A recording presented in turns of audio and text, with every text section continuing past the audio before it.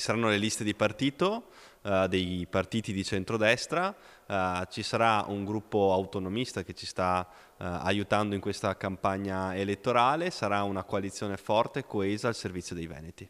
Sarà questo l'assetto elettorale della coalizione di centrodestra guidata dal candidato presidente Alberto Stefani, nelle scorse ore ospite degli studi di Media Nord-Est e del direttore Luigi Baccialli. Stefani di fatto conferma che non ci saranno liste personali, non ci sarà quindi la lista Zaia, ipotesi peraltro già tramontata da tempo, ma nemmeno la sua, la lista quindi del candidato governatore Lega, Fratelli d'Italia, Forza Italia, UDC, Noi Moderati e una lista autonomista ancora non ben identificata, 6 in tutto i simboli, denominatore comune, l'anima civica. In alcuni di questi partiti ci saranno delle componenti civiche, come è normale che sia. Anche il percorso della Lega qui sul territorio ha manifestato un'apertura al mondo del civismo, al mondo delle reti civiche territoriali in questi anni in particolare, e sono convinto che i veneti premieranno il buon governo di questi territori. Ma la dialettica resta inevitabilmente tra i partiti, soprattutto se si guarda all'eventuale formazione dell'esecutivo. Molto si è detto e scritto sul compromesso tra Lega e Fratelli d'Italia, con i meloniani pronti a occupare tra i 5 e i 6 posti in giunta.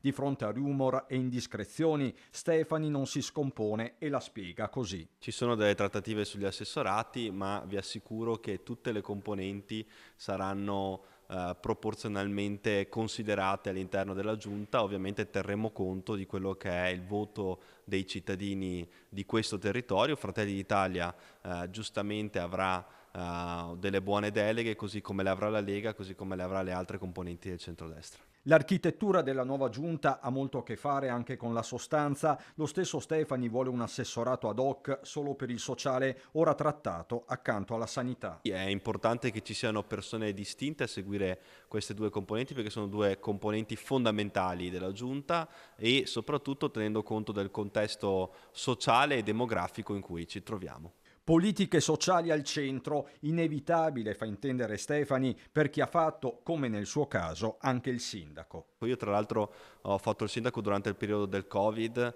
e ho visto da vicino questa situazione, perché poi in quel momento veramente si toccava a mani nude quella che era la realtà di tutti i giorni, anche per quanto riguarda il sociale. C'è la necessità di intervenire, ovviamente predisponendo quelle misure che sono necessarie per una società che cambia. Quindi avremo davanti sfide nuove e dovremo porre in essere gli strumenti per poterle affrontare al meglio.